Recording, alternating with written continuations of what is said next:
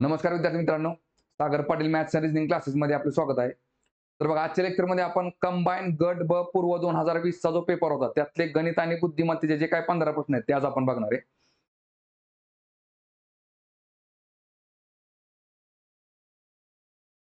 बघा, आता हा जो पहिला प्रश्न तो कशावरती विचारला आपल्याला मिसिंग कॅरेक्टरवरती. काय दिले बघा, प्रश्नचिन्ह स्तंभाच्या जागी ठेवण्यासाठी तर्कसंगत स्तंभ निवडा. तर बघा, आता पहिल्या जर स्तंभामध्ये बघितलं आपण काय दिसतंय, 5 आणि 2 7, 7 आणि 6 13, 13 आणि 3 16, ह्याची बेरीज किती आली बघा, 16 आली. बघा ह्याची किती दिसते बघा, 6 आणि 4 10, 10 आणि 4 14, 14 आणि 5 19, ही झाली 16. परत बघा 6 आणि 4 10, 10 आणि 8 18, 18 आणि 4 22. आता बघा 16 आणि 3 19, 3 चा फरक आहे. 19 आणि 3 22, 3 चा फरक आहे. 22 आणि 3 किती यायला पाहिजे, इथली बेरीज 25 यायला पाहिजे. ठीक आहे. बघा आता ऑप्शन मध्ये कुठल्या स्तंभाची बेरीज 25 येते तेवढं चेक करायचं. बघा 6 आणि 6 12, 12 आणि 8 20, 20 आणि 5 25. बघा हे असू शकतं. चला पुढे चेक करा. बघा 8 आणि 4 12, 12 आणि 6 18, 18 आणि 5 23, इथं 23 येते. बघा 4 आणि 6 10, 10 आणि 5 15, 15 आणि 4 19, इथं बघितलं तर 6 आणि 6 12, 12 आणि 8 20, 20 आणि 4 24. ठीक आहे. तर बघा आपलं ऑप्शन नंबर किती येईल मग पहिला येईल. ठीक आहे. बरं, लॉजिक फक्त एवढंच लागेल अशातला भागणार. तुम्ही दुसरंही लॉजिक लावू शकता. याच्यामध्ये बघा एकापेक्षा जास्त लॉजिक लागू शकतात. ठीक आहे. आपलं उत्तर किती आलं, ऑप्शन नंबर पहिला. ठीक आहे, चला पुढचा क्वेश्चन बघू. बघा, शब्द जोडीवरती प्रश्न विचारलाय. काय दिले बघा याच्यामध्ये, प्रत्येक वाक्यातील रिकाम्या जागेत चपकल बसून दिलेल्या संदर्भात दोन स्वतंत्र व समान अर्थाची पूर्ण वाक्य तयार करतील अशी शब्द जोडी वा शब्दसमूह जोडी निवडा. बघा काय दिले आता, रोखे बाजार जोरदार कोसळल्यामुळे खरेदी विक्री व्यवहार करतानाची त्या गुंतवणूकदाराची डॅश डॅश मनस्थिती विसंगत वाटत होती. मनस्थिती विसंगत वाटत होती याचा अर्थ काय बघा, जशी मनस्थिती त्याची असायला पाहिजे होती त्याच्या विरुद्ध त्याची मनस्थिती दाखवते आपल्याला. आता बघा, रोखे बाजार जर कोसळला असेल व्यवहार, तर बघा खरेदी विक्रीचा व्यवहार करताना त्या गुंतवणूकदाराची मनस्थिती कशी पाहिजे होती आपल्याला. तर बघा याच्यामध्ये काय दिसते बघा, कमजोर आणि बकास ही असू शकते बघा. सांत्वना पलीकडचे आणि उपरोधक अशी पण असायला असू शकते.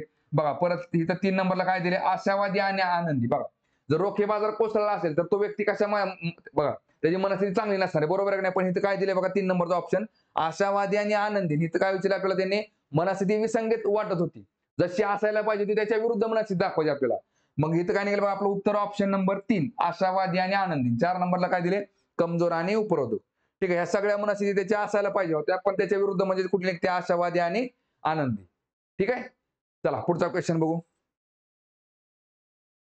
बघा डायस चॅप्टर वरती क्वेश्चन विचारला. काय दिले बघा याच्यामध्ये, 6 पृष्ठांवर 1 2 3 4 5 आणि 6 संख्या असलेला सोबतचा घन अभ्यासा. 3 ही संख्या 1 किंवा 6च्या विरुद्ध पृष्ठांवर नाही. बघा 3 ही संख्या 1च्या विरुद्ध म्हणजे खाली नाही, आणि परत 6च्या विरुद्ध म्हणजे या साईडला नाही. याचा अर्थ काय बघा, 3 ही संख्या 2च्या विरुद्ध बाजूला म्हणजे पाठीमागे असणार आहे 3.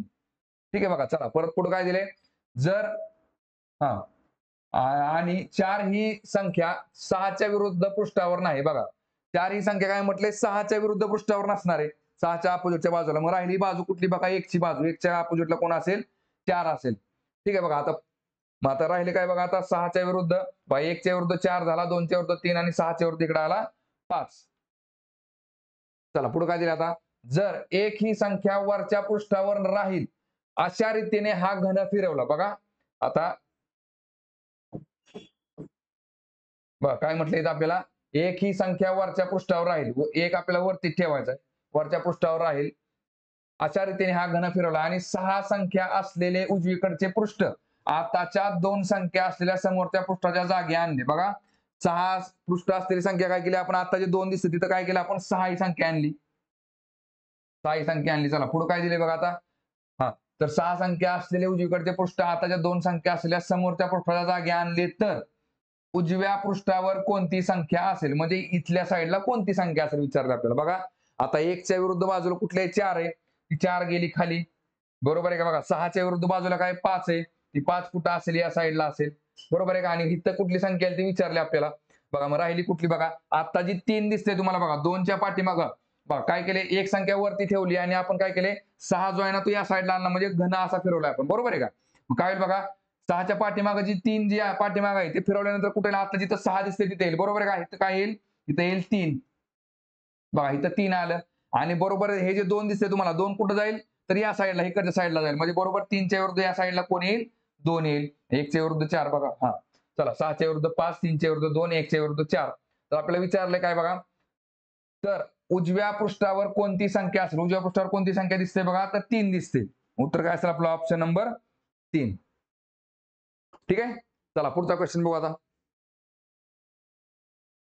बघा हा पण डायस चॅप्टर वरतीच क्वेश्चन आहे. काय दिले बघा, सोबतच्या जाळ्याची घडी घालून धनाकार मिळवला. आता बघा हा काय बघा, अनफोल्डेड काय डायस आहे. ठीक आहे. बघा काय दिसते बघा याच्यामध्ये, घनाच्या पृष्ठावरील 2 किंवा अधिक कर्ण रेषा जितक्या शिरोबिंदूत छेदतात त्यांची संख्या निवडा.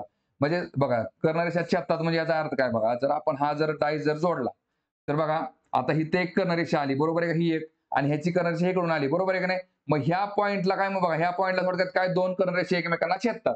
तर अशा किती निघतात आपल्याला ते विचारले त्यांनी बघा. ठीक आहे. कर्णरेषा जितक्या शिरोबिंदूत छेदतात त्यांची संख्या निवडा. बघा आता इथं बघा हे जर जोडले आपण तर कसं असतं लक्षात घ्या, ही बाजू आहे का नाही ह्याला टच होती. पहा ही बाजू जी असते ना, ही बाजू ह्याला काय होते, टच होऊन जाते.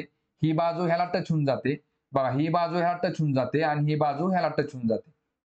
बघा आता ही जी बाजू आहे का नाही त्याला हिकडची बाजू बघा इथं टच होते आणि बघा ह्याला काय होते, हिकडची बाजू ही इथं टच होते. याप्रमाणे एकमेकांना ह्या बाजू टच होतात. बघा आता इथं जर बघितलं आपण पहिल्यांदा बघा ह्या शिरोबिंदू मध्ये बघा 3 कर्ण आलेत, एक हा आणि एक हा, बरोबर आहे का, इकडून एक आला, इकडून एक आला आणि इकडून एक आला. 3 झाले का. बघा इथं एक दिसतोय, इथून निघाला, इथून निघाला, इथं एक निघाला. ठीक आहे. बघा दुसरा कुठं निघेल मग, बघा दुसरा जर आपण बघितला तर बघा हा इथे जॉईन झालाय, बरोबर आहे का, हा बघा, आणि परत हाच पॉईंट कुठं जॉईन झालाय, इथं झालेला आहे. बघा थोडक्यात काय बघा, हे बघा हा जर घन आपण जोडला पूर्ण तर काय होईल बघा, हे हा कोपरा आणि हा कोपरा काय एकमेकांना चिटकतील आणि त्या ठिकाणी बघा 3 कर्ण एका जागेला येतील. ठीक आहे. हा एक कर्ण, हा एक कर्ण आणि हा एक कर्ण हे बरोबर बघा इथल्या आणि इथल्या कोपऱ्याला शिरोबिंदूंना छेदतील.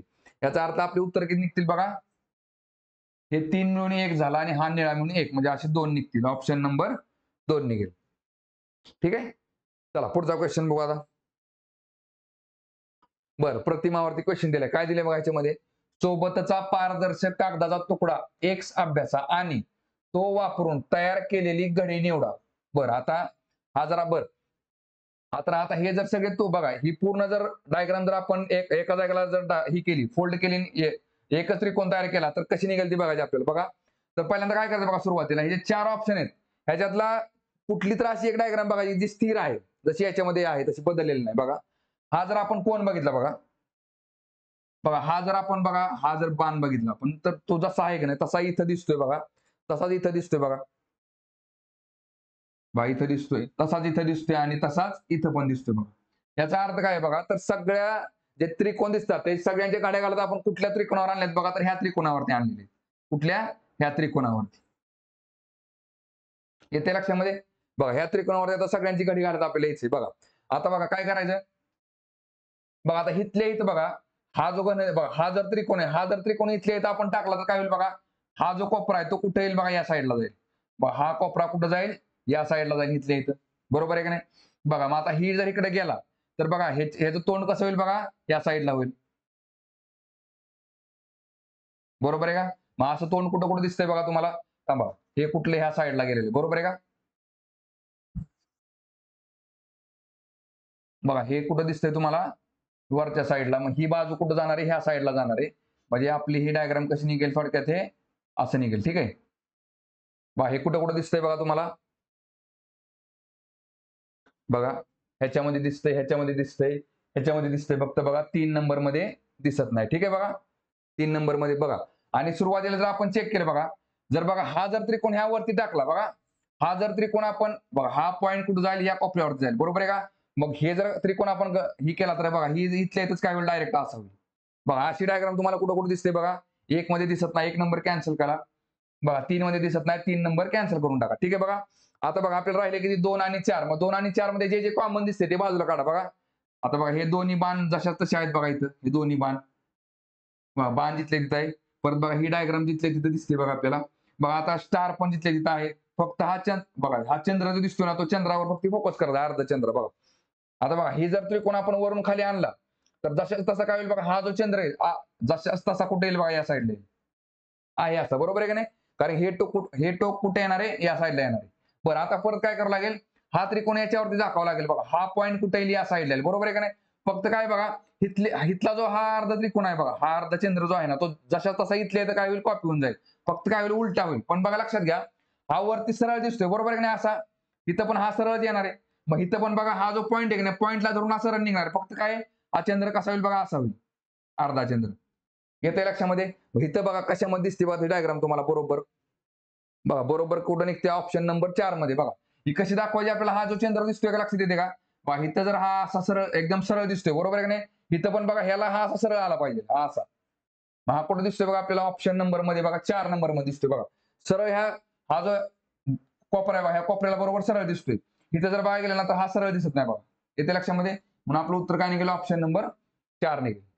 ठीक आहे, चला पुढचा क्वेश्चन बघू.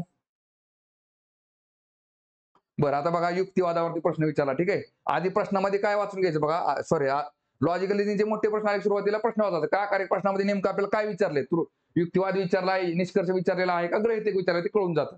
बघा काय दिसतं याच्यामध्ये, वरील युक्तिवादातील त्रुटी सर्वात चांगल्या प्रकारे व्यक्त करणारा पर्याय निवडा. बघा काय करायचंय, युक्तिवादातली त्रुटी काढायची आपल्याला, ठीक आहे. बघा युक्तिवादातली त्रुटी बघा, आता काय दिले, पूर्णतया वेगळी जीवनशैली असलेल्या तरुणांकडून होणाऱ्या मतदानाला लागलेली उतरती कळा, प्रामुख्याने निवडणुकात मतदात्यांच्या संख्येला लागलेल्या ओहोटीला कारणीभूत असल्याचे स्पष्टीकरण केले जाते.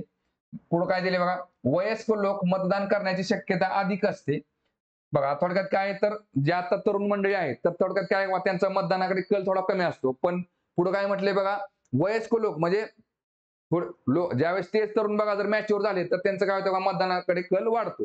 बरं, पुढे काय दिले बघा, जर हीच प्रथा चालू राहिली तर मतदात्यांची संख्या खूपच कमी असल्यामुळे बहुसंख्यांच्या इच्छा निर्देशित केल्या जाणार नाहीत आणि शासनाला प्रशासन करण्याचा अधिकार आहे असे म्हणता येणार नाही. अशा स्थितीला आपण पोहोचण्याची शक्यता आहे. लोकांच्या इच्छांची दखल घेतली जाण्यासाठी समाजाने पारंपरिक निवडणुकींना पर्याय शोधणे गरजेचे आहे. तर बघा, ही जर अशी जर कंडिशन पुढे चालू राहिली, तर मग जास्त लोकांनी जर मतदानामध्ये भाग नाही घेतला, तर मग सरकारला आम्ही जास्त लोकांचं प्रतिनिधित्व करतो असं म्हणण्याचं काय अधिकार नाही, असं त्यांचं म्हणणं आलेलं आहे. त्याच्यामुळे त्यांनी काय म्हटले बघा, लोकांच्या इच्छांची दखल घेतली जाण्यासाठी समाजाने पारंपरिक निवडणुकींना पर्याय शोधणे गरजेचे आहे. म्हणजे आता जी आपली निवडणूक पद्धती आहे त्याला पर्याय शोधायचा आहे. आणि आपल्याला काय करायचंय बघा, ह्याच्यामध्ये आपल्याला त्रुटी दाखवायची.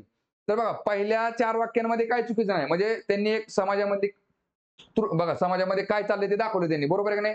पण त्रुटी कुठे दाखवते ते बघा आपल्याला, त्यांनी काय म्हटलं शेवटच्या वाक्यामध्ये, लोकांच्या इच्छांची दखल घेतली जाण्यासाठी समाजाने पारंपरिक निवडणुकींना पर्याय शोधणे गरजेचे आहे. म्हणजे निवडणुका वेगळ्या पद्धतीने काय असल्याचं म्हणणं येते.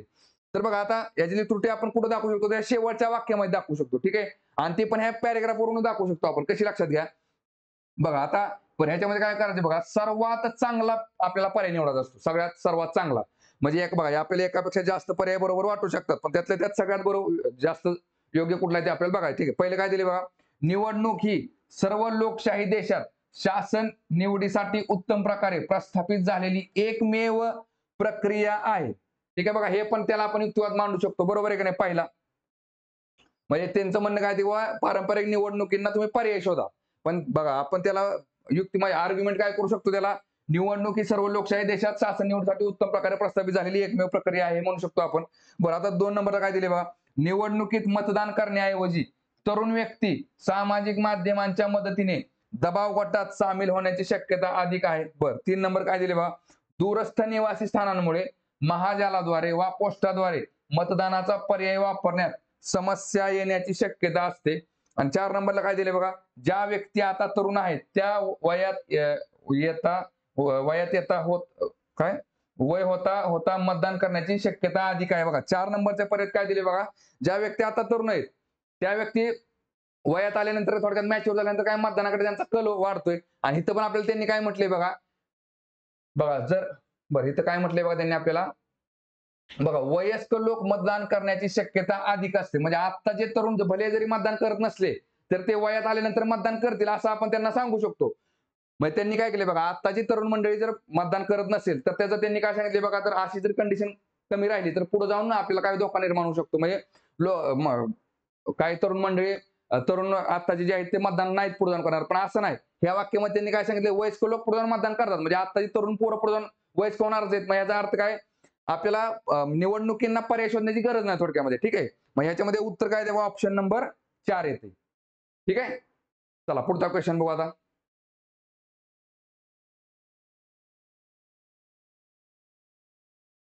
बघा सिटिंग अरेंजमेंट वरती क्वेश्चन आहे. काय दिले बघा याच्यामध्ये, खालील प्रश्नात दिलेल्या माहितीवर आधारित आहे. बघा, दक्षिणेकडे तोंड असलेल्या 5 व्यक्ती ए बी सी डी आणि ई आणि उत्तरेकडे तोंड करून बसलेल्या 5 व्यक्ती. बरं, आता दक्षिणेकडे तोंड करून असलेल्या किती व्यक्ती आहेत बघा, 5. ठीक आहे. बघा कुठल्या कुठल्या, ए बी सी डी आणि ई. ठीक आहे. बघा 1 2 3 4 आणि 5. ठीक आहे. बघा आणि परत काय दिले बघा, आणि उत्तरेकडे तोंड करून बसलेल्या 5 व्यक्ती एम एन ओ पी आणि क्यू. बघा M N O P Q, M N O P Q, त्यांची तोंड वरच्या साईडला आहेत आणि एबीसीडी वाल्यांची यांची 5 जणांची तोंड खालच्या साईडला दक्षिणी साईडला. ठीक आहे. बघा पुढे काय दिले, परस्परांसमोर 2 समांतर रांगांमध्ये बसले आहेत. बरं, परत पहिलं काय दिले बघा, ई हा ओ च्या समोर आहे. बघा ई हा ओ च्या समोर आहे. आता बघा ई कुठल्या साईडला आहे, वरच्या साईडला आहे.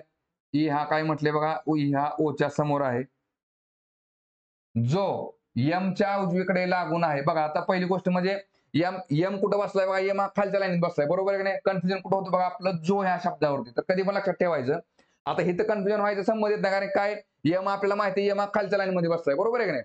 पण कधी कधी कसं असतं बघा, जो हा शब्द ओ साठी आहे का ई साठी आहे. तर बघा लक्षात घ्या, ई हा ओ च्या समोर आहे. बरोबर आहे की नाही. जो म्हणजे कोण असतो, ओ साठी शब्द दिला असतो. जो काय म्हटले, यमच्या उजवीकडे लागून आहे आणि ओ पण बघा खालच्या यमच्या लाईन मध्ये. बरोबर आहे की नाही. म्हणजे थोडक्यात ओ काय बघा, तर यमच्या उजवीकडे लागून बसला आहे. यमच्या उजवीकडे कोण बसलेला आहे, ओ बसलेला आहे. बरं, पुढे काय दिसते बघा आता, सी आणि एन एकमेकांच्या समोर कर्ण रेषेत आहेत. बघा सी आणि एन एकमेकांच्या समोर कर्ण रेषेत. बघा आता एक तर सी बघा वरच्या लाईन मध्ये इथं असेल किंवा इथं असेल. बघा ते आपल्याला कन्फर्म माहित नाही. कर्ण रेषेमध्ये बघा सी जर या साईडला असेल तर बरोबर या साईडला कोण दिले बघा, एन असेल.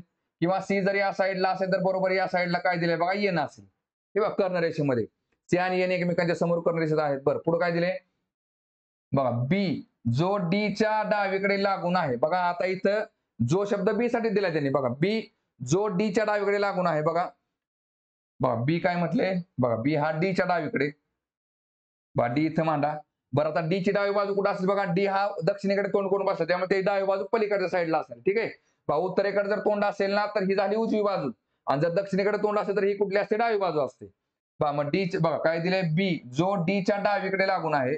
डी च्या डावीकडे कोण आहे, बी आहे. बी जो डी च्या डावीकडे लागून आहे, क्यू च्या समोर आहे. बघा आणि आता बघा इथं जो शब्द आधी वापरला नाही तर तुम्ही काय करता की डी च्या समोर आहे. लक्षात घ्या, बी जो डी च्या डावीकडे, बघा बी जो आहे तो डी च्या डावीकडे लागून आहे आणि तोच कोण आहे बघा, तर तो हा क्यू च्या समोर आहे. म्हणजे क्यू च्या समोर कोण असणार आहे, बी असणार. लक्षात ठेवा. चला पुढे काय दिले, यम हा रांगेच्या एका टोकाला आहे. बघा यम हा रांगेच्या काय म्हटलं, एका टोकाला, खालच्या लाईन मध्ये यम येणार आहे. बरोबर आहे का. बरं आता लक्षात घ्या, यमच्या उजव्या साईडला कोणतरी आहे. बरोबर आहे की नाही, ओ आहे. याचा अर्थ यम जर टोकाला असेल ना तर यम हा या टोकाला कधीच येणार नाही, कारण यमच्या उजव्या बाजूला आपल्याला ओ दाखवायचा आहे. यम कुठं घ्यावं लागेल आपल्याला, या साईडला घ्यावं लागेल. ह्या साईडला कोण आला, यम आला. बरोबर, यमच्या उजव्या बाजूला इथं ओ घ्या. ओच्या समोर कोण आहे बघा, ई घ्या. ठीक आहे. बघा आता इकडं यम आला. बरं आता इकडचा इकडे एन जाईल. बरोबर आहे का, एनच्या अपोजिटला इकडे सी जाईल. इकडचा फक्त सी जो आहे ना तो फक्त पुसून टाका. इकडचा सी फक्त कॅन्सल झाला. ठीक आहे. बघा बरं आता आपल्याला काय मांडणी करायची बघा आणखी. बरं हा पुढे काय दिले, पी जो क्यूच्या डावीकडे लागून आहे. बघा पी जो काय म्हटले, क्यूच्या डावीकडे लागून आहे. पुढे काय दिले, डीच्या समोर आहे. बघा पी कुठं आहे, डीच्या समोर आहे. हे वाक्य नसतं दिलं तरी चाललं असतं, कारण की पी जो आहे ना तो डीच्या समोरच येतोय. बरं आता काय दिसतंय बघा आपल्याला इकडं. बघा आता पी आणि क्यू जर ह्याच्यामध्ये मांडायचे म्हणले तर बघा दोनच जागा शिल्लक आहेत. बरोबर आहे की नाही. इथं मग इथं बरोबर काय निघेल, पी निघेल. इथं बरोबर काय निघेल, क्यू निघेल. बरोबर क्यूच्या समोर कोण आहे, तर बी आहे. आणि बरोबर बीच्या बघा या साईडला कोण आहे, तर डी आहे. ठीक आहे. राहिला कोण आता वरच्या लाईन मध्ये बघा, फक्त ए, तो ए इथं लिहून टाका तुम्ही. बघा प्रश्न कुठे विचारला त्याने आपल्याला, जर बी हा ई च्या जागेवर गेला. बघा बी हा ई च्या जागेवर गेला. बघा बी हा कुठं गेलाय, बघा बी हा कुठं गेला ईच्या जागेवर गेला, इथं बी गेला, बी हा ईच्या जागेवर गेला. परत ई हा क्यूच्या जागेवर गेला, इथला ई उचलला आणि तो आपण क्यूच्या जागेवर टाकला, इथं ई आला. आणि परत काय दिले बघा, आणि क्यू हा बीच्या जागेवर गेला, क्यू हा कुठं गेला बीच्या जागेवर, इथं कोण आला क्यू आला. तर ओच्या समोरील व्यक्तीच्या डावीकडून दुसरी व्यक्ती कोण आहे बघा, ओच्या समोरची व्यक्ती कोण आहे ई आहे, आणि त्याच्या डावीकडनं दुसरी म्हणजे बघा आता ईचं तोंड दक्षिणेकडे असल्यामुळे डावी बाजू या साईडला असणार आहे. ईच्या डावीकडे दुसरी व्यक्ती कोण असेल बघा, एक आणि दोन, इथं बरोबर आता कोण आलाय बघा क्यू दिसतोय तुम्हाला, बरोबर आहे का? बघा उत्तर काय असेल मग आपलं ऑप्शन नंबर पहिला. ठीक आहे, चला पुढचा क्वेश्चन बघू आता.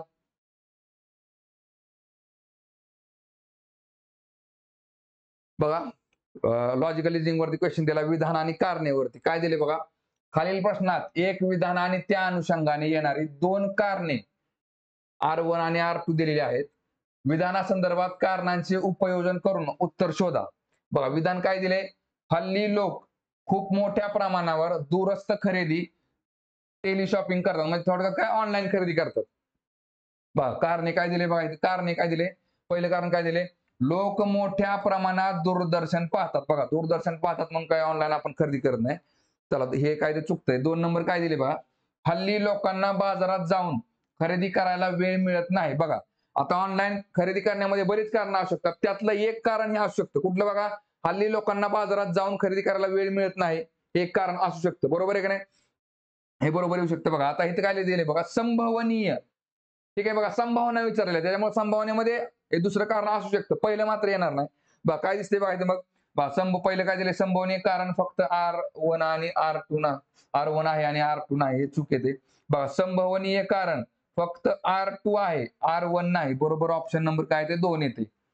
ठीक आहे, चला पुढचा क्वेश्चन बघू आता.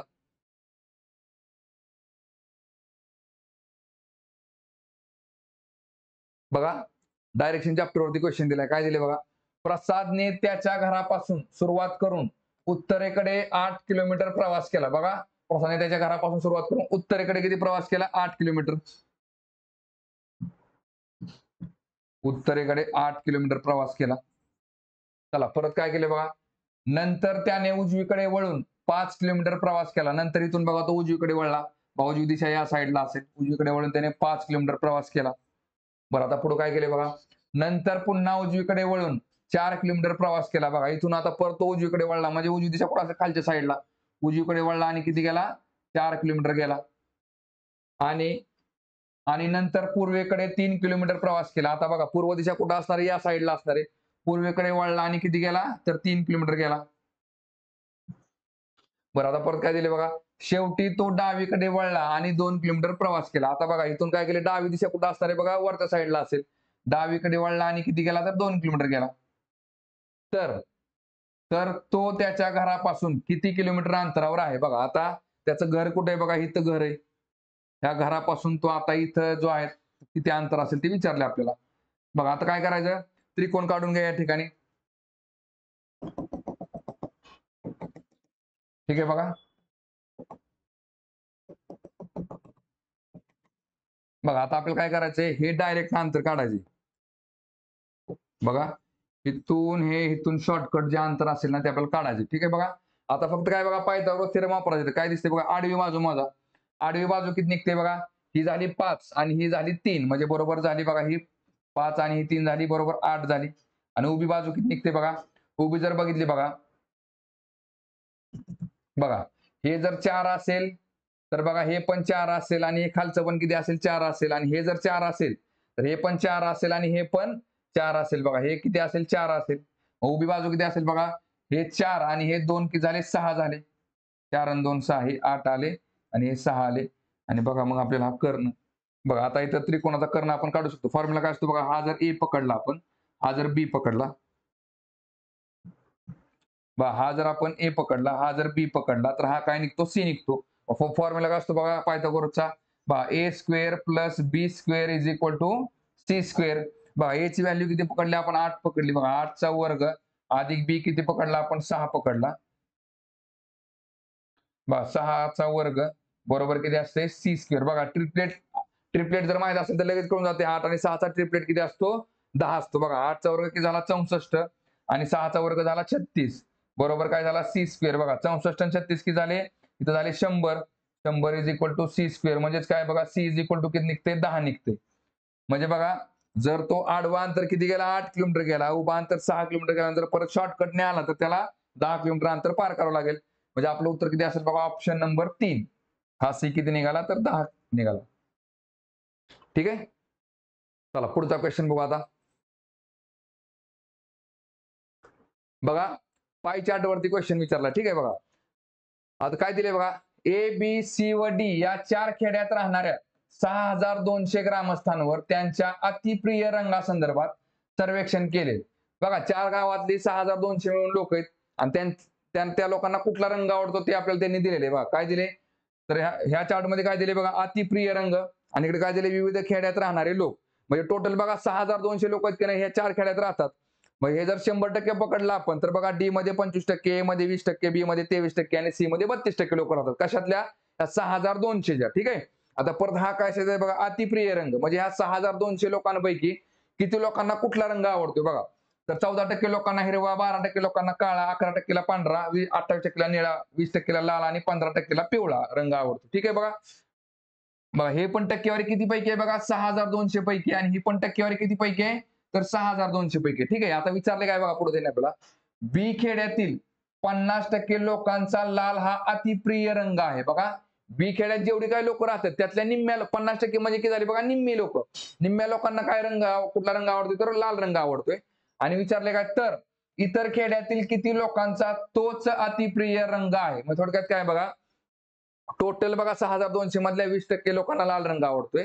त्यातल्या बी मधल्या बघा 23% मधल्या निम्म्या लोकांना काय आवडते, लाल रंग आवडते. तर बी सोडून जी काही इतर गाव आहेत ए, डी आणि सी ह्या गावातले मिळून लोकांना, ह्या 3 गावातले मिळून किती टक्के लोकांना लाल रंग आवडतो ते विचारले आपल्याला. बघा आता याचं उत्तर तुम्हाला स्टेप बाय स्टेप पण दाखवतो, शॉर्टकट मध्ये पण दाखवतो. बघा लक्षात कसं असतं लक्षात घ्या.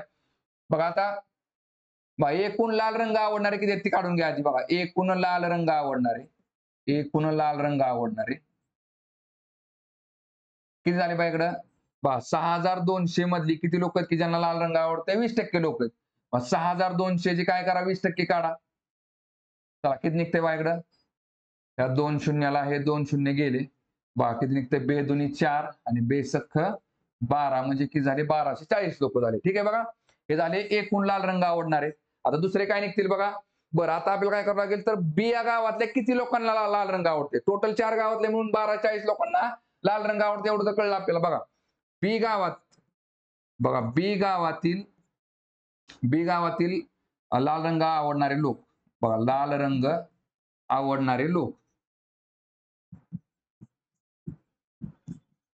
किती असतील बघा 6200 पैकी बघा 23% लोक कुठं राहतात तर बी या गावात राहतात, बरोबर आहे का नाही. आणि त्यांच्यापैकी काय म्हटलंय बघा 50% लोकांना लाल रंग आवडतो. म्हणजे बी गावात जे काय 23% लोक आहेत त्यातल्या 50% लोकांना काय आवडते तर लाल रंग आवडतो. किती निघते बघा इकडं, चला ह्या 2 शून्याला हे 2 शून्य गेले, ह्या शून्याला हा शून्य गेला, 5 1 5, 5 दुनी 10, परत बे 1 बे, बे त्रिक 6 आणि बे 1 म्हणजे किती झाले 21 गुणिले 23.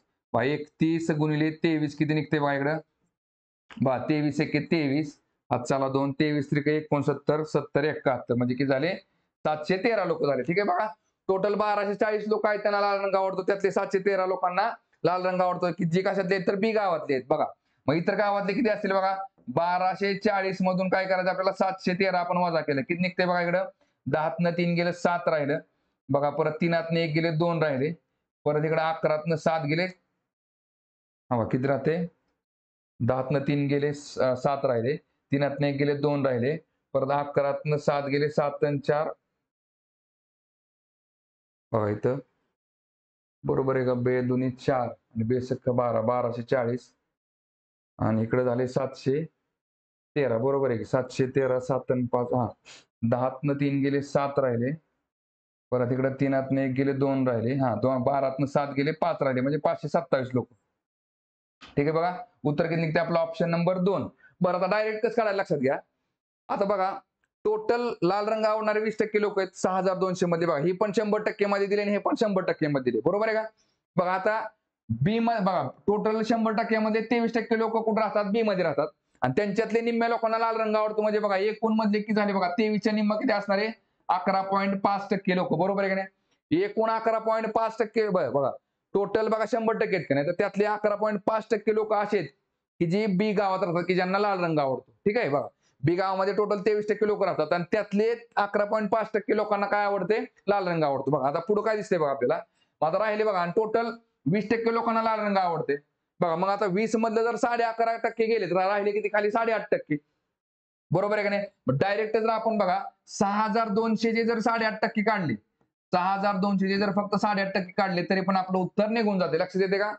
बघा टोटल लाल रंग आवडणारे 20% लोक आहेत, बरोबर आहे का? आणि बी मधल्या निम्म्या लोकांना लाल रंग आवडते. मग 23% निम्म की झाली 11.5%. मग टोटल बघा 100% 11.5% लोकांना लाल रंग आवडते, की जी बी मध्ये राहतात.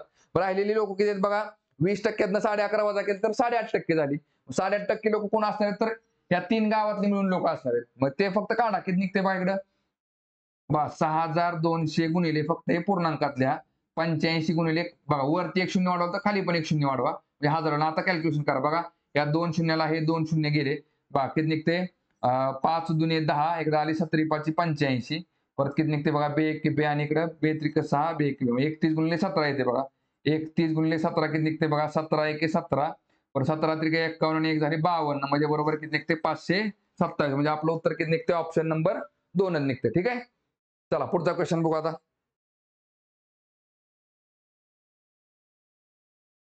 बरं, आता एरिया पेरिमीटर वरती क्वेश्चन विचारला. काय दिले बघा याच्यामध्ये? जर 28 मीटर व्यासाचे वर्तुळाकार मैदान असेल, बघा आता हे एक मैदान आहे, ठीक आहे बघा, आणि ह्याचा व्यास, म्हणजे ह्याचा व्यास किती दिलाय बघा त्यांनी आपल्याला. हा व्यास दिलाय 28 मीटरचा. ठीक आहे बघा, हा दिलाय किती? 28 मीटरचा.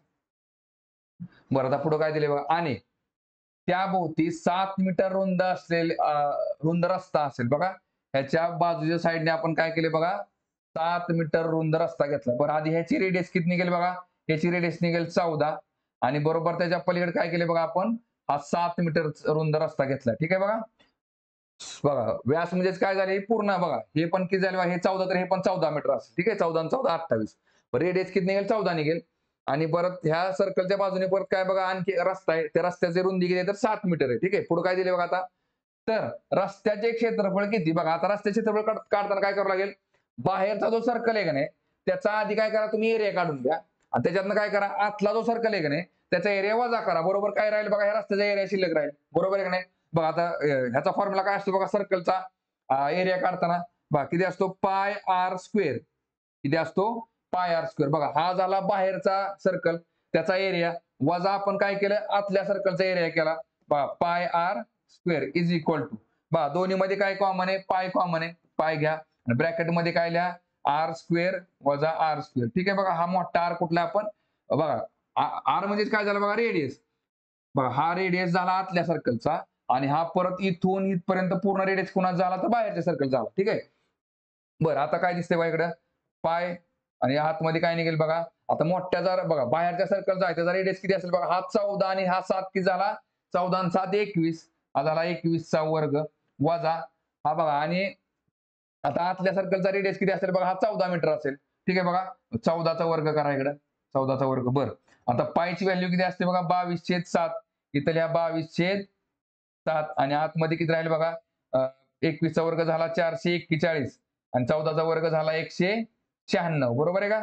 बघा आता इकडे वरती लिहा, बघा आता 22/7 गुणिले काय निघेल बघा इकडं, बघा 441 मधनं 196 गेलं, 11तनं 6 गेले, खाली किती राहिले? 5 राहिले. परत 13तनं 9 गेले, 9 4 13 झाले, आणि परत 3तनं 1 गेले, 2 राहिले, म्हणजे 245. ठीक आहे बघा, आता भाग घालवायचं.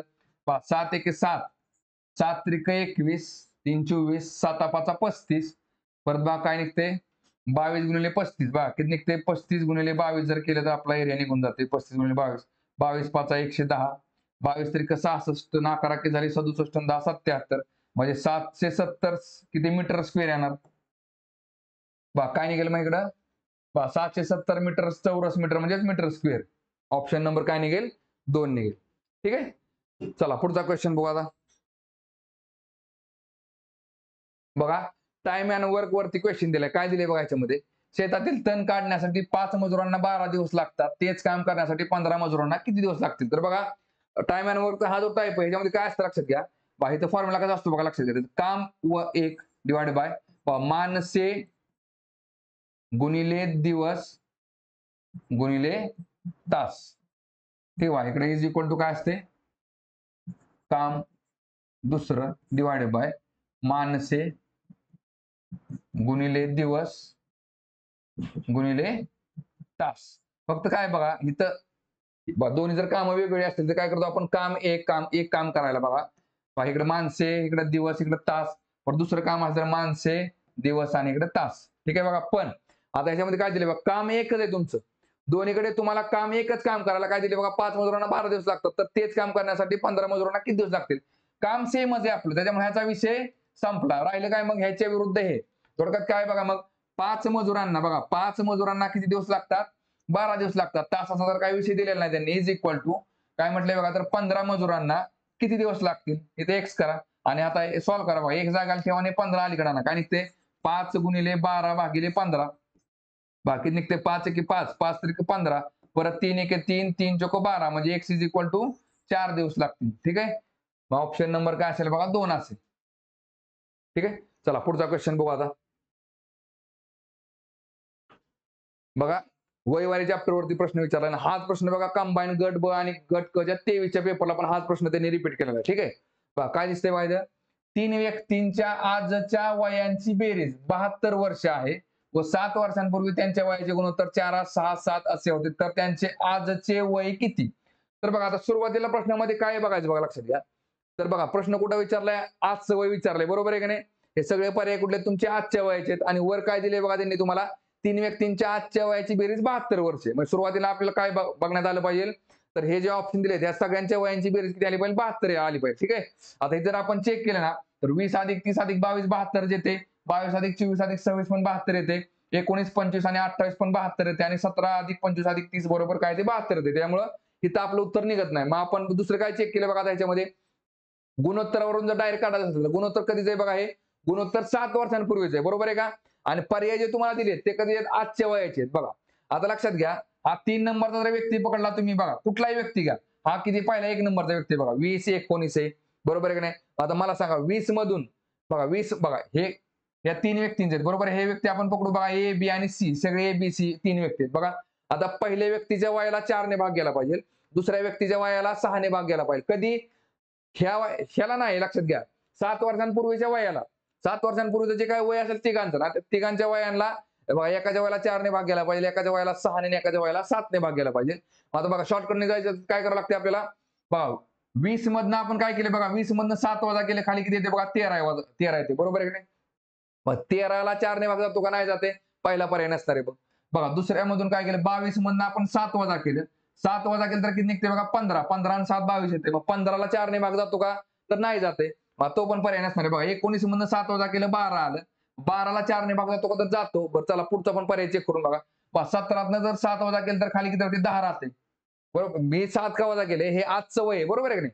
7 वर्षांपूर्वीचं वय काढायचं असेल काय करावं लागेल? ह्या वयातनं 7 वर्ष वय कमी करावं लागेल आपल्याला. मग बघा 17तनं 7 मायनस केलं 10 येते. मग 10ला 4 ने भाग जातो का? नाही जाते. याचा अर्थ आपलं उत्तर काय असेल बघा? ऑप्शन नंबर 3 असेल. ठीक आहे. बघा पण आता जर डायरेक्ट जर सॉल्व्ह करायचं असेल तर कसं सॉल्व्ह करायचं बघा आपल्याला इकडे? बघा 3 व्यक्ती दिले आहेत. बरोबर आहे की नाही? बघा कुठले बघा 3 व्यक्तींचे बघा 7 वर्षांपूर्वीचं वय किती आहे बघा? 7 वर्षांपूर्वीचं वय. 7 वर्षांपूर्वीचं वय किती असेल बघा इकडं? बघा ए बी सी करू आपण 3 व्यक्ती. तेव्हा किती आहे त्यांचं? 4x 6x आणि 7x बघा. ठीक आहे. गुणोत्तराचा अर्थ काय तर एक किती काय असतो? x असतो. बघा हे झालं 7 वर्षांपूर्वीचं वय. आता बघा आजचं वय किती असेल बघा? आजचे वय किती असेल? तर बघा आता बघा 4x मध्ये किती वय वाढणार आहे? प्रत्येकाचं वय 7-7 वर्षांनी वाढणार आहे. 4x अधिक 7 होईल. इथं काय होईल बघा? 6x अधिक 7 आणि इकडे काय निघेल? 7x अधिक 7. हे झालं आजचं वय. बरं आता काय दिले बघा? या 3 व्यक्तींच्या आजच्या वयांची बेरीज 72 वर्ष आहे. म्हणजे या तिघांच्या आजच्या वयांची बेरीज किती आली पाहिजे? 72 वर्ष आली पाहिजे. बघा किती निघते इकडे मग? 4x अधिक 7 अधिक 6x अधिक 7 अधिक 7x अधिक 7 बरोबर किती असलं पाहिजे? 72 आलं पाहिजे. बाकी निघते 4 आणि 6 4 आणि 6 10 10 आणि 7 17 म्हणजे 17x अधिक किती निघते बघा? 7 7 2 14 7 3 21 इज इक्वल टू किती आलं 72 आलं. बघा हे 21 बरोबरच्या पलीकडे टाका म्हणजे काय होईल बघा 17x इज इक्वल टू 72 वजा 21 बरोबर किती झाले बघा 51 झाले. बरोबर x ची व्हॅल्यू काय निघेल बघा मग x इज इक्वल टू 17 बरोबरच्या पलीकडे टाका. 51 छेद काय निघेल 17 निघेल. x ची व्हॅल्यू किती निघाली 7 त्रिके 21 17 त्रिके सॉरी 51. x ची व्हॅल्यू झाली 3. आता आपण काढू शकतो बघा तर त्यांची आजची वय किती बघा ह्याचं वय किती असेल मग बघा इकडे किती आलं 4 गुणिले 3 बघा 4 गुणिले 3 अधिक 7 म्हणजे 4 त्रिक 12 12 आणि 7 19. बघा इकडे वय किती निघेल बघा 6 गुणिले 3 6 त्रिक 18 18 आणि 7 झाले 25 आणि या 3 नंबर वाल्याचं किती असेल बघा 7 गुणिले 3 अधिक 7 म्हणजे बरोबर किती झाले 7 त्रिक 21 आणि 7 किती झाले 28 म्हणजे बघा 19 25 आणि 28 बरोबर किती निघते ऑप्शन नंबर आपला 3 निघते. ठीक आहे चला पुढचा क्वेश्चन बघू आता बघा सरळ व्याज आणि चक्रवाढ व्याजावरती प्रश्न आहे आणि त्यामध्ये पण सरळ व्याजावरती प्रश्न विचारलाय. काय दिले बघा वार्षिक 6% दराने 10 महिन्याच्या थकीत बिलावर 26.25 रुपये सूट मिळते तर बिलाची एकूण रक्कम किती. तर बघा आता काय दिसतंय बघा तुम्हाला याच्यामध्ये बस वार्षिक दर किती आपला 6% बरोबर आहे का 6% किती झाला 12 महिन्याचा आणि विचारलंय काय त्यांनी आपल्याला तर 10%चा बघा वार्षिक 6% दराने 10 महिन्याच्या थकीत बिलावर 10 महिन्याचा दर किती असेल बघा मग 10 महिन्याचं किती होईल मग 5%. 10 महिन्याचं किती होईल 5%. बरोबर आहे की नाही म्हणजे बघा आता 5% सूट मिळाली आपल्याला कशावरती 5% सूट मिळाली म्हणजेच किती आहे बघा आपली 26.25 रुपये सूट आहे आपल्याला. ठीक आहे बघा आता काय दिसते बघा याच्यामध्ये तुम्हाला बघा आता हे 5% रक्कम किती दिसते बघा तुम्हाला इकडं 5%. एक अमाऊंट आहे आणि ते एक अमाऊंट वरती तुम्हाला काय दिले बघा 5% सूट दिली आणि त्या सुट्टीची किंमत किती आहे बघा 26.25 रुपये. याच्या लक्षामध्ये बघा आपण एक रक्कम काय केली बघा तर एक जणांकडून व्याजाने आणली आणि त्या त्याचं बघा वार्षिक दर किती आहे 6% पण 10 महिन्याचं व्याज किती होते बघा 5% होते. वर्षाचा 6% तर 10 महिन्याचं 5%. तर बघा आता मग ती 5% रक्कम किती आहे बरोबर 26.25 आहे बघा. आता काय निघते बघा इकडं x इज इक्वल टू ती मुद्दल किती काढून घ्या 26.5 बरं आता 26.25 काय करा पूर्णांकातल्या म्हणजे 2625 करा. याचा अर्थ काय केला आपण ह्याला 2 शून्य वाढवले म्हणजे 100 ने गुणलं. इथं बघा अंशाला 100 ने गुणलं आपण छेदाला पण 100 ने गुणू बघा. आता 5 छेद 100 बरोबरच्या पुढे गेले काय उलट होईल 100 छेद 5 आणि आपण काय केले बघा इथं अंशाला काय केले थोडक्यात 26.25 ला आपण 100 ने गुणले म्हणून ते झालं 2625 पूर्णांकामध्ये आलं. 5 ला पण काय करा 2 शून्य वाढवा इकडे बरोबर काय बॅलन्स होऊन जाईल. बघा आता काय निघते बघा चला ह्या 2 शून्याला हे 2 शून्य कॅन्सल झाले 5 एकी 5 5 5 25 आणि 1 26 5 2 10 2 12 आणि परत 5 5 25 म्हणजे बरोबर x इज इक्वल टू किती झाले बघा 525 रुपये. बघा आता बऱ्याच जणांना काय वाटतं बघा उत्तर 525 यायला पाहिजे पण तसं नाही बघा लक्षात घ्या मुद्दल किती आहे बघा तुमची मुद्दल झाली 525 रुपये. ठीक आहे बघा मुद्दल झाली 525 आणि त्याच्यावरती बघा व्याज किती लागले बघा व्याज किती लागले तर 26.25 रुपये. मग त्यांनी काय केले बघा तर हे जे काय व्याज लागले 5% दराने 6% दराने 10 महिन्याचे 26.25 रुपये ते माफ केलेले मुद्दल माफ केलेलं नाही बघा. तर काय म्हटले तर बिलाची एकूण रक्कम किती बघा एकूण आता त्याच्यामध्ये व्याज ऍड केल्यानंतर बिल किती तयार होईल बघा हे 525 अधिक हे 26.25 म्हणजे किती निघते बघा इकडं 525 अधिक 26.25 केलं तर काय निघते इकडं हे झाले 0.25 पुढचे 6 5 11 2 2 4 आणि 5 आणि इकडे 5 म्हणजे बरोबर 551.25 म्हणजे आपलं उत्तर किती निघते बघा ऑप्शन नंबर 4 येते लक्षामध्ये. आणि बघा ह्याला काय म्हणणार आपण 551.25 म्हणजेच काय तर रास आहे रास ही काय बघा ह्याला रास आहे. रास म्हणजेच काय असते बघा मुद्दल प्लस व्याज म्हणजे ह्याला काय म्हणतो आपण अमाऊंट म्हणजे थोडक्यात काय प्रिन्सिपल प्लस इंटरेस्ट. ठीक आहे चला पुढचा क्वेश्चन बघू आता बघा बरं नाण्यांवरती प्रश्न दिलाय काय दिले बघा याच्यामध्ये एका थैलीत 1 रुपया 50 पैसे व 25 पैसे यांची 5 6 8 या प्रमाणात नाणी आहे. जर त्यांची एकूण किंमत 420 रुपये असेल तर 50 पैशांची किती नाणी आहेत बघा. आता नाणी किती आहेत ते पण सांगितले पण कसं गुणोत्तरामध्ये संख्या नाही सांगितली गुणोत्तर सांगितले त्यांचं बघा. आता हे बघा 1 रुपये जर आपण पकडला इकडं हा झाला 1 रुपये 50 पैशाचं रूपांतर कशामध्ये करा रुपयामध्ये करा 0.5 रुपये आणि 25 पैसे म्हणजे किती झाले बघा 0.25 रुपये झाले. ठीक आहे बघा आता हे नाणे आहेत आपली 1 रुपये 50 पैसे आणि 25 पैशाचे नाण्यांचं गुणोत्तर किती दिले बघा आपले 1 रुपयाची 5x नाणी आहेत. इकडे किती असतील 6x आहेत आणि इकडे किती आहेत बघा 8x आहेत. म्हणजे थोडक्यात काय ह्या प्रमाणामध्ये बघा 500 असतील 600 असतील इकडे 800 असतील किंवा इकडे 50 असतील 60 असतील 80 असतील या प्रमाणामध्ये. थोडक्यात जी काही नाणी असतील ना त्याला 5 ने बघा x ची व्हॅल्यू जी असेल ना तिथं काय होते बघा 1 रुपयाची नाणी 5च्या पटीमध्ये असतील, 50 पैशाची नाणी 6च्या पटीमध्ये आणि 25 पैशाची नाणी 8च्या पटीमध्ये असतील. तर बघा सुरुवातीला जर ह्याची किंमत काढली आपण बघा आपण असं समजू की 5च नाणे त्याची पण 6 नाणे त्यांची पण 8 नाणी तर किती निघतील बघा इकडं. 1 रुपयाची किती नाणी झाली बघा इकडे झाली थोडक्यात 5x रुपये. बाहेर किती झाले 6 पंचे 30 म्हणजे किती झाले बघा 3 रुपये. थोडक्यात काय 3x. बघा परत इकडे 25 8 200 बरोबर आहे का. 25 8 200 म्हणजे काय बघा 2 रुपये निघते. थोडक्यात 2x आलं. येते लक्षामध्ये बघा. आणि या तिघांची मिळून बघा 1 रुपयाची जेवढी काय नाणी आहेत ना त्याची किंमत किती झाली 5x झाली. 50 पैसे जेवढी काय नाणी आहेत त्याची किंमत किती झाली 3x झाली. आणि 25 पैसे जेवढी काय नाणी आहेत त्याची किंमत किती झाली 2x झाली. तिघांची मिळून बेरीज किती आहे बघा तर 420 रुपये. बघा 5x अधिक 3x अधिक 2x बरोबर किती झाले बघा 5 आणि 3 8 8 आणि 2 10x. 10x बरोबर किती झाले बघा 420 रुपये. बघा मग x ची व्हॅल्यू काय निघते बघा 420 भागिले 10 केले की बरोबर काय निघते 42. बरोबर बघा आता x ची व्हॅल्यू इथं टाकून द्या. आपल्याला विचारले काय 50 पैशांची किती नाणी असतील. 50 पैशांची किती नाणी तर 6x. 6x म्हणजे किती झाले बघा 6 गुणिले 42 बरोबर किती निघते बघा 42 गुणिले 6 केलं तर किती निघते 6 दुने 12 6 चोक 24 आणि 1 25 म्हणजे 252 नाणी झाली. कशाची 50 पैसे झाली 252. 1 रुपयाची किती असतील बघा 42 गुणिले 5 42 गुणिले 5 किती झाले 5 दुने 10 5 चोक 20 आणि 1 किती झाले 21 म्हणजे 210 झाले. 5 दुने 10 5 चोक 20 आणि 21 म्हणजे 210 किती झाली 210. आणि इकडे बरोबर काय निघाला 8x गुणिले 42 म्हणजे बरोबर 25 पैसे नाणी निघतील. आपले विचारले काय 50 पैशाची नाणी किती असेल तर 252. ऑप्शन नंबर किती असेल बघा 3 नंबर. ठीक आहे. चला पुढचा क्वेश्चन बघू आता. नाही झाले आपले प्रश्न आता बघा. तर बघा आपण काय केलंय बघा आपलं जे ऍप्लिकेशन आहे Sagar Patil maths and reasoning ते बघा गुगल प्ले स्टोअरला मिळून जाईल तुम्हाला. त्याच्यामध्ये आपण कंबाईन गट ब गट साठी आपण एक सेपरेट बॅच लॉन्च केलेले फक्त किती बघा 999 रुपये मध्ये. आणि बघा सेम बॅच आपण कुठं बघा सेम आपण एमपीएससीची पण बॅच लॉन्च केलेली आहे ती पण किती रुपयामध्ये 999 रुपयामध्ये. बघा ऍप्लिकेशनची जी काय लिंक असेल ना ती आपल्याला मी डिस्क्रिप्शन मध्ये देऊन टाकलेले. तर याच्यामध्ये बघा 200 प्लस लेक्चर असतील. कालावधी आपला 3 महिन्याचा असेल आणि प्रत्येक व्हिडिओ तुम्हाला 4 वेळा बघता येईल. ठीक आहे. 77च्या आसपास आतापर्यंत आपले व्हिडिओ रेकॉर्ड झालेले आहेत. बाकीचे लेक्चर आपण आता हळूहळू त्याच्यामध्ये टाकणार आहे. ठीक आहे. तर थांबू आता आपण या ठिकाणी.